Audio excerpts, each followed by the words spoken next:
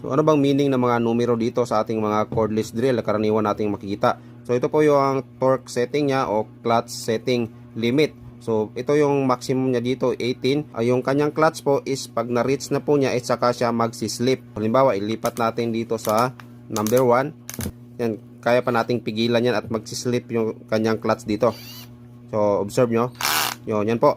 Yan po ibig sabihin yan. So once tataas ng tataas yan, pagka i-full mo na yan dito sa number 18 is mahirap mo na po yang pigilan kasi tataas din yung kanang torque.